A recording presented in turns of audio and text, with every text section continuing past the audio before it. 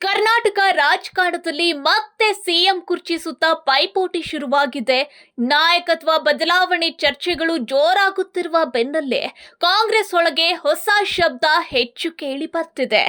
ದಲಿತ ಮುಖ್ಯಮಂತ್ರಿ, ಇದು ಕೇವಲ ಹುದ್ದೆಗಾಗಿ ನಡೆಯುತ್ತಿರುವ ಪೈಪೋಟಿಯೇ ಅಥವಾ ಸಾಮಾಜಿಕ ನ್ಯಾಯದ ಹೆಸರಿನಲ್ಲಿ ಹೊಸ ರಾಜಕೀಯ ಸಮೀಕರಣ ರೂಪುಗೊಳ್ಳುತ್ತಿದೆಯೇ? ಸಿದ್ದರಾಮಯ್ಯ ಮುಂದುವರಿಯುತ್ತಾರಾ? ಡಿಕೆ ಶಿವಕುಮಾರ್ ಅವಕಾಶ ಪಡೆಯುತ್ತಾರಾ? ಇಲ್ಲವೇ ಹೈಕಮಾಂಡ್ ದಲಿತ ನಾಯಕತ್ವದತ್ತ ತಿರುಗುತ್ತದೆಯಾ? ಕರ್ನಾಟಕ ಕಾಂಗ್ರೆಸ್ ಒಳಗೆ ನಡೆಯುತ್ತಿರುವ ಈ ಮೌನ ಶಕ್ತಿ ಪರೀಕ್ಷೆಯ ಹಿಂದೆ ಇರುವ ರಾಜಕೀಯ ಲೆಕ್ಕಾಚಾರ ಏನು? ನೋಡೋಣ ಇವತ್ತಿನ ಸ್ಪೆಷಲ್ ರಿಪೋರ್ಟ್ನಲ್ಲಿ. ಕರ್ನಾಟಕ ರಾಜ್ಯ ರಾಜಕಾರಣದಲ್ಲಿ ನಡೆಯುತ್ತಿರುವ ನಾಯಕತ್ವ ಬದಲಾವಣೆ ಕುರಿತು ಚರ್ಚೆಗಳು ಇದೀಗ ಆಡಳಿತಾರೂಢ ಕಾಂಗ್ರೆಸ್ ಪಕ್ಷದೊಳಗೆ ಹೊಸ ರಾಜಕೀಯ ಚಲನವಲನಕ್ಕೆ ಕಾರಣವಾಗಿವೆ. ಮುಖ್ಯಮಂತ್ರಿ ಸಿದ್ದರಾಮಯ್ಯ ಅವರ ಸ್ಥಾನ ಬದಲಾವಣೆಯ ಕುರಿತು ಗುಸುಗುಸು ಮಾತುಗಳು ಜೋರಾಗುತ್ತಿರುವ ಹಿನ್ನೆಲೆ ಪಕ್ಷದೊಳಗೆ ದಲಿತ ಮುಖ್ಯಮಂತ್ರಿ ಬೇಡಿಕೆ ಸ್ಪಷ್ಟ ರಾಜಕೀಯ ರೂಪ ಪಡೆಯುತ್ತಿದೆ. ಒಂದು ವೇಳೆ ನಾಯಕತ್ವ ಬದಲಾವಣೆ ಅನಿವಾರ್ಯವಾದ್ರೆ ಆ ಸ್ಥಾನಕ್ಕೆ ದಲಿತ ನಾಯಕರನ್ನೇ ಆಯ್ಕೆ ಮಾಡಬೇಕು ಎಂಬ ಒತ್ತಡ ಹೈಕಮಾಂಡ್ ಕಡೆಗೆ ತಿರುಗಿದೆ. ಇದು ಕೇವಲ ವ್ಯಕ್ತಿಗತ ಆಸೆ ಅಥವಾ ಸಮುದಾಯದ ಭಾವನೆ ಮಾತ್ರವಲ್ಲ. ಕಾಂಗ್ರೆಸ್ ಒಳ ರಾಜಕಾರಣದಲ್ಲಿ ಶಕ್ತಿ ಸಮೀಕರಣಗಳನ್ನು ಮರು ಆಕಾರಗೊಳಿಸುವ ಪ್ರಯತ್ನವೆಂದು ರಾಜಕೀಯ ವಲಯಗಳು ವಿಶ್ಲೇಷಿಸುತ್ತಿವೆ. 2023ರ ವಿಧಾನಸಭಾ ಚುನಾವಣೆಯ ಬಳಿಕ ಮುಖ್ಯಮಂತ್ರಿ ಸ್ಥಾನಕ್ಕಾಗಿ ಸಿದ್ದರಾಮಯ್ಯ ಮತ್ತು ಉಪಮುಖ್ಯಮಂತ್ರಿ ಡಿಕೆ ಶಿವಕುಮಾರ್ ನಡುವೆ ತೀವ್ರ ಪೈಪೋಟಿ ನಡೆದಿತ್ತು.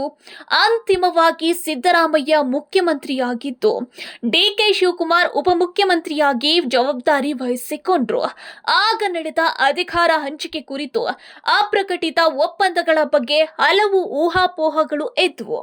ಇದೀಗ ನಾಯಕತ್ವ ಬದಲಾವಣೆ ಚರ್ಚೆ ಮತ್ತೆ ಜೀವಂತವಾಗುತ್ತಿದ್ದಂತೆ ಸ್ವಾಭಾವಿಕ ಉತ್ತರಾಧಿಕಾರಿಯಾಗಿ ಡಿಕೆಶಿಯ ಹೆಸರು ಎದುರಾಗಬೇಕಾದ ಸಂದರ್ಭದಲ್ಲಿ ದಲಿತ ಸಿಎಂ ಕಾರ್ಡ್ ಮಧ್ಯೆ ಬಂದಿರುವುದು ರಾಜಕೀಯವಾಗಿ ಮಹತ್ವದ್ದಾಗಿದೆ.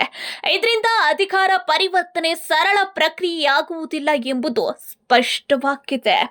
ದಲಿತ ಸಮುದಾಯದ ನಾಯಕರಲ್ಲಿ ಪ್ರಮುಖವಾಗಿ ಗೃಹ ಸಚಿವ ಜಿ ಪರಮೇಶ್ವರ್ ಅವರ ಹೆಸರು ಮೊದಲ ಸಾಲಿನಲ್ಲಿ ಕೇಳಿ ಬರ್ತಿದೆ.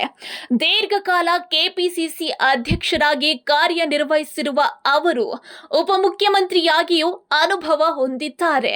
ನಾನು ಲಾಬಿ ಮಾಡಿಲ್ಲ, ಆದರೆ ಬೆಂಬಲಿಗರು ಸಿಎಂ ಮಾಡಬೇಕು ಎಂದ್ರೆ ಬೇಡ ಎನ್ನಲಾಗಲ್ಲ ಎಂಬ ಅವರ ಪ್ರತಿಕ್ರಿಯೆ ರಾಜಕೀಯವಾಗಿ ಓಪನ್ ಡೋರ್ ಸಂದೇಶವೆಂದು ವ್ಯಾಖ್ಯಾನಿಸಲಾಗ್ತಿದೆ. ಅದೇ ರೀತಿ ಸಚಿವ ಸತೀಶ್ ಜಾರಕಿಹೊಳಿ ಅವರು ದಲಿತ ಸಿಎಂ ದಶಕಗಳ ಬೇಡಿಕೆ ಎಂದು ಬಹಿರಂಗ ಹೇಳಿಕೆ ನೀಡಿರುವುದು ಸಂಘಟಿತ ರಾಜಕೀಯ ಸಂದೇಶವಾಗಿದೆ. ಇನ್ನು ಹಲವು ದಲಿತ ನಾಯಕರು ಸಾಮಾಜಿಕ ನ್ಯಾಯದ ತತ್ವದ ಹೆಸರಿನಲ್ಲಿ ಈ ಬೇಡಿಕೆಯನ್ನ ತೀವ್ರಗೊಳಿಸುತ್ತಿದ್ದಾರೆ. ಇಲ್ಲಿ ಪ್ರಶ್ನೆ ಒಂದೇ, ದಲಿತ ಸಿಎಂ ಕೂಗು ನಿಜವಾದ ಸಾಮಾಜಿಕ ನ್ಯಾಯದ ರಾಜಕೀಯವೇ ಅಥವಾ ಒಳಪಕ್ಷೀಯ ಅಧಿಕಾರ ಸಮೀಕರಣದ ತಂತ್ರವೇ? ಡಿಕೆ ಶಿವಕುಮಾರ್ ಅವರು ಮುಖ್ಯಮಂತ್ರಿಯಾಗಬೇಕು ಎಂಬ ತನ್ನ ಆಸೆಯನ್ನು ಮರೆಯಲಾಗದ ಸಂಗತಿ. ಇಂತಹ ಸಂದರ್ಭದಲ್ಲಿ ದಲಿತ ನಾಯಕತ್ವದ ಪ್ರಶ್ನೆ ಮುಂದುವರೆಸುವುದು ಅವರ ಪಥವನ್ನು ಸಂಕೀರ್ಣಗೊಳಿಸುವ ರಾಜಕೀಯ ಹೆಜ್ಜೆ ಎಂಬ ಪ್ರಶ್ನೆಗಳು ಮೂಡುತ್ತಿವೆ. ಕಾಂಗ್ರೆಸ್ ತನ್ನನ್ನು ಸದಾ ಸಾಮಾಜಿಕ ನ್ಯಾಯದ ಧ್ವಜಧಾರಿಯಾಗಿ ಪ್ರತಿಪಾದಿಸಿಕೊಂಡಿದ್ದು ಒಕ್ಕಲಿಗರು, ಲಿಂಗಾಯತರು ಹಾಗೂ ಹಿಂದುಳಿದ ವರ್ಗದ ನಾಯಕರಿಗೆ ಮುಖ್ಯಮಂತ್ರಿ ಸ್ಥಾನ ನೀಡಿದ ಉದಾಹರಣೆಗಳಿವೆ. ಆದರೆ ದಲಿತ ಸಮುದಾಯದ ನಾಯಕರು ಈ ಹಂತದಲ್ಲಿ ಅವಕಾಶ ಸಿಗಲೇಬೇಕು ಎನ್ನುವ ವಾದವನ್ನ ಮುಂದಿಟ್ಟಿದ್ದಾರೆ. ಸ್ವತಃ ಸಿದ್ದರಾಮಯ್ಯ ಕೂಡ ಪ್ರಜಾಪ್ರಭುತ್ವದಲ್ಲಿ ಯಾರಾದರೂ ಆಸೆ ಪಡುವುದು ತಪ್ಪಲ್ಲ, ಆದರೆ ಸದ್ಯಕ್ಕೆ ಸಿಎಂ ಸ್ಥಾನ ಖಾಲಿ ಇಲ್ಲ ಎಂದು ಹೇಳಿರುವುದು ಗಮನಾರ್ಹ. ಇದು ತಕ್ಷಣದ ಬದಲಾವಣೆಯನ್ನು ನಿರಾಕರಿಸುವ ಹೇಳಿಕೆ ಆಗಿದ್ದರೂ ಭವಿಷ್ಯದ ಸಾಧ್ಯತೆಯನ್ನು ಸಂಪೂರ್ಣವಾಗಿ ತಿರಸ್ಕರಿಸುವಂತಿಲ್ಲ. ಅವರ ಹಿಂದಿನ ಹೇಳಿಕೆಗಳಲ್ಲಿ ದಲಿತ ಸಮುದಾಯದಿಂದ ಯಾರಾದರೂ ಮುಖ್ಯಮಂತ್ರಿ ಆದ್ರೆ ಅದು ಕಾಂಗ್ರೆಸ್ ಮೂಲಕವೇ ಸಾಧ್ಯ ಎಂಬ ಸಂದೇಶವು ಕೇಳಿ ಬಂದಿತ್ತು. ಇದನ್ನ ಕೆಲವರು ಪರೋಕ್ಷ ಅಧಿಕಾರ ತ್ಯಾಗದ ಸುಳಿವಾಗಿ ಅರ್ಥೈಸುತ್ತಾರೆ. ಇದೀಗ ಅಂತಿಮ ತೀರ್ಮಾನ ದೆಹಲಿಯ ಹೈಕಮಾಂಡ್ ಕೈಯಲ್ಲಿದೆ. ಕಾಂಗ್ರೆಸ್ ನಿರ್ಧಾರಗಳು ಸಾಮಾನ್ಯವಾಗಿ ಸಾಮಾಜಿಕ ಸಮೀಕರಣ, ಚುನಾವಣಾ ಲೆಕ್ಕಾಚಾರ ಮತ್ತು ಒಳ ರಾಜಕೀಯ ಸಮತೋಲನಗಳ ಆಧಾರದ ಮೇಲೆ ನಡೆಯುತ್ತವೆ. ದಲಿತ ಸಿಎಂ ಘೋಷಣೆ ಕಾಂಗ್ರೆಸ್ಗೆ ದೊಡ್ಡ ರಾಜಕೀಯ ಸಂದೇಶವಾಗಬಹುದು. ಆದರೆ ಅದೇ ಸಮಯದಲ್ಲಿ ಒಳಪಕ್ಷೀಯ ಶಕ್ತಿ ಸಂಘರ್ಷವನ್ನು ತೀವ್ರಗೊಳಿಸುವ ಸಾಧ್ಯತೆಯೂ ಇದೆ. ಸ್ಪಷ್ಟವಾಗಿ ಹೇಳುವುದಾದರೆ ಕರ್ನಾಟಕ ಕಾಂಗ್ರೆಸ್ ಒಳಗೆ ಮೌನ ಶಕ್ತಿ ಪರೀಕ್ಷೆ ಆರಂಭವಾಗಿದೆ. ದಲಿತ ಮುಖ್ಯಮಂತ್ರಿ ಕೂಗು ಕೇವಲ ಹಕ್ಕು ಪ್ರತಿಪಾದನೆ ಅಲ್ಲ, ಅದು ಅಧಿಕಾರದ ಮುಂದಿನ ಹಂತದ ರಾಜಕೀಯ ಸಂಚಲನದ ಸೂಚನೆ. ಮುಂದಿನ ಕೆಲ ತಿಂಗಳುಗಳಲ್ಲಿ ಈ ಪ್ರಶ್ನೆ ರಾಜ್ಯ ರಾಜಕಾರಣದ ದಿಕ್ಕು ತೀರ್ಮಾನಿಸುವ ಅಕ್ಷವಾಗಬಹುದು. ಈ ಬೆಳವಣಿಗೆಗಳನ್ನ ಗಮನಿಸಿದ್ರೆ ದಲಿತ ಮುಖ್ಯಮಂತ್ರಿ ಕೂಗು ಕೇವಲ ಒಂದು ಹುದ್ದೆಗಾಗಿ ನಡೆಯುತ್ತಿರುವ ಪೈಪೋಟಿ ಅಲ್ಲ, ಅದು ಕಾಂಗ್ರೆಸ್ ಪಕ್ಷದ ಭವಿಷ್ಯದ ಸಾಮಾಜಿಕ ರಾಜಕೀಯ ದಿಕ್ಕಿನ ಕುರಿತು ಚರ್ಚೆಯಾಗುತ್ತಿದೆ. ಕರ್ನಾಟಕದಲ್ಲಿ ದಲಿತ ಮತ ಬ್ಯಾಂಕ್ ಮಹತ್ವದ ಪಾತ್ರ ವಹಿಸಿದ್ದು, ವಿವಿಧ ಉಪಜಾತಿಗಳ ನಡುವೆ ಸಮತೋಲನ ಸಾಧಿಸುವುದು ಯಾವ ಪಕ್ಷಕ್ಕೂ ಸವಾಲಾಗಿದೆ. ಇಂತಹ ಸಂದರ್ಭದಲ್ಲಿ ದಲಿತ ಸಮುದಾಯಕ್ಕೆ ಮುಖ್ಯಮಂತ್ರಿ ಸ್ಥಾನ ನೀಡುವುದು ಕಾಂಗ್ರೆಸ್ಗೆ ದೀರ್ಘಾವಧಿಯಲ್ಲಿ ರಾಜಕೀಯ ಹೂಡಿಕೆಯಂತೆ ಕಾಣಬಹುದು. ಲೋಕಸಭೆ ಹಾಗೂ ಮುಂದಿನ ಸ್ಥಳೀಯ ಸಂಸ್ಥೆಗಳ ಚುನಾವಣೆಗಳನ್ನ ಗಮನದಲ್ಲಿಟ್ಟುಕೊಂಡು ಈ ಕಾರ್ಡ್ ಬಳಸಲಾಗುತ್ತಿದೆಯೇ ಎಂಬ ಪ್ರಶ್ನೆಯೂ ಉದ್ಭವಿಸಿದೆ. ಇದರ ಜೊತೆಗೆ ಕಾಂಗ್ರೆಸ್ ಒಳಗೆ ಪ್ರಾದೇಶಿಕ ಸಮೀಕರಣವು ಪ್ರಮುಖ ಅಂಶವಾಗಿದೆ.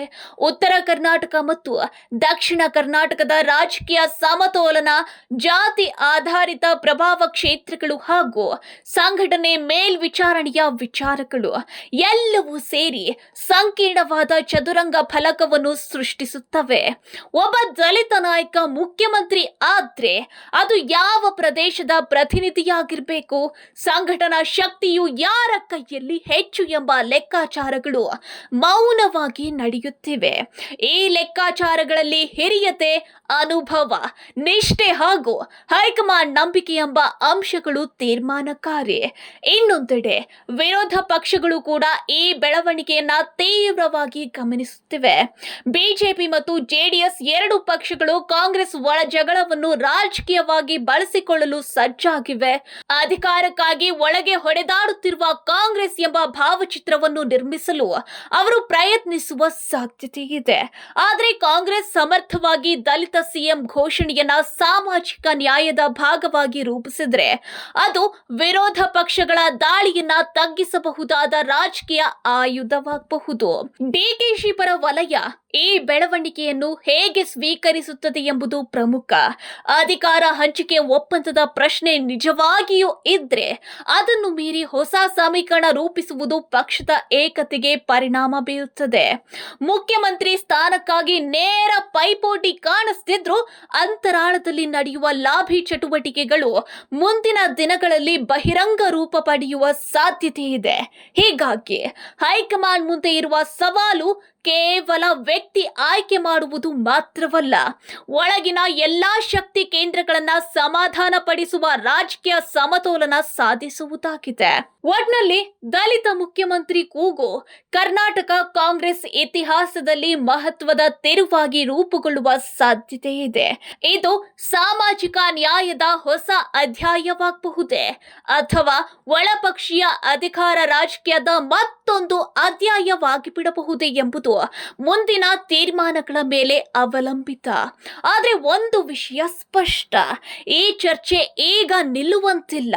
ಪ್ರತಿಯೊಬ್ಬ ನಾಯಕನ ಮುಂದಿನ ಹೆಜ್ಜೆ, ಪ್ರತಿಯೊಂದು ಹೇಳಿಕೆ ಮತ್ತು ಹೈಕಮಾಂಡ್ನ ಪ್ರತಿಕ್ರಿಯೆ ರಾಜ್ಯ ರಾಜಕಾರಣದಲ್ಲಿ ಹೊಸ ಸಮೀಕರಣಕ್ಕೆ ದಾರಿ ಮಾಡಿಕೊಡಲಿದೆ. ಒಟ್ನಲ್ಲಿ ಕರ್ನಾಟಕ ಕಾಂಗ್ರೆಸ್ ಒಳಗೆ ಕಾದಾಡುತ್ತಿರುವ ಈ ರಾಜಕೀಯ ಚಲನವಲನ ಕೇವಲ ವ್ಯಕ್ತಿಗಳ ಪೈಪೋಟಿ ಅಲ್ಲ, ಇದು ಸಾಮಾಜಿಕ ಸಮೀಕರಣ, ಅಧಿಕಾರ ಹಂಚಿಕೆ ಮತ್ತು ಭವಿಷ್ಯದ ನಾಯಕತ್ವದ ಕುರಿತು ದೊಡ್ಡ ರಾಜಕೀಯ ಪರೀಕ್ಷೆ. ದಲಿತ ಮುಖ್ಯಮಂತ್ರಿ ಕೂಗು ನಿಜವಾಗಿಯೂ ಸಾಮಾಜಿಕ ನ್ಯಾಯದ ದಿಕ್ಕಿನ ಹೆಜ್ಜೆಯೇ ಅಥವಾ ಒಳಪಕ್ಷೀಯ ಶಕ್ತಿ ಸಮತೋಲನದ ತಂತ್ರವೇ? ಅಂತಿಮ ನಿರ್ಧಾರ ಹೈಕಮಾಂಡ್ ಕೈಯಲ್ಲಿದ್ರು ಅದರ ಪರಿಣಾಮಗಳು ರಾಜ್ಯ ರಾಜಕಾರಣದ ದಿಕ್ಕನ್ನೇ ಬದಲಾಯಿಸಬಹುದು. ಮುಂದಿನ ಕೆಲವು ದಿನಗಳು, ಕೆಲವು ಹೇಳಿಕೆಗಳು ಮತ್ತು ಕೆಲವು ಮೌನ ಸಭೆಗಳು ಕರ್ನಾಟಕದ ರಾಜಕೀಯ ಭವಿಷ್ಯವನ್ನ ನಿರ್ಧರಿಸಬಹುದು. ನಿಮ್ಮ ಅಭಿಪ್ರಾಯದಲ್ಲಿ ದಲಿತ ಮುಖ್ಯಮಂತ್ರಿ ಕೂಗು ನಿಜವಾದ ಸಾಮಾಜಿಕ ನ್ಯಾಯದ ಅಗತ್ಯವೇ ಅಥವಾ ಕಾಂಗ್ರೆಸ್ ಒಳಗಿನ ಅಧಿಕಾರ ರಾಜಕೀಯದ ಹೊಸ ತಂತ್ರವೇ? ಕಾಮೆಂಟ್ನಲ್ಲಿ ನಿಮ್ಮ ಸ್ಪಷ್ಟ ಅಭಿಪ್ರಾಯ ತಿಳಿಸಿ.